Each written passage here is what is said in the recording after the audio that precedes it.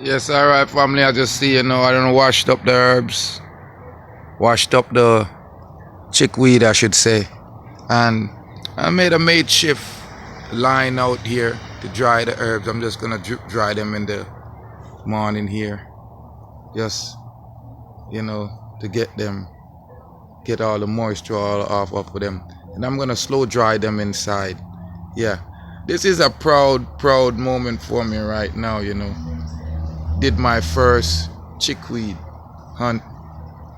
Yeah, and I did make a good find. I just see I am here, Rastafari soldier. I made a good find of chickweed this morning. Went down to the corner store and walking across the field, and I noticed that there was a lot of milkweeds there. And I noticed that whenever there's milkweed, there's chickweed. And I started searching, and that's what I found. And I mean, it's a beautiful bunch.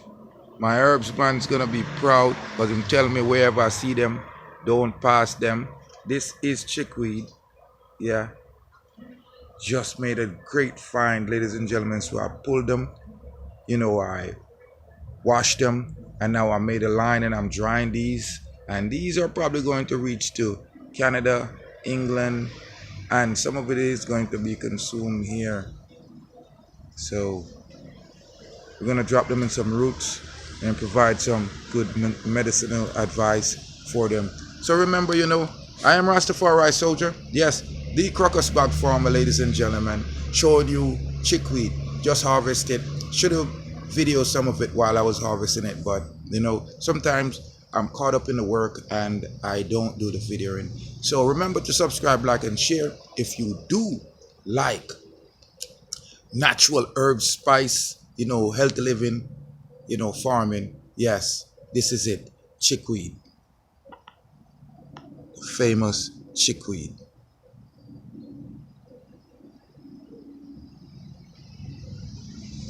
Just pulled a bunch of it. Yeah.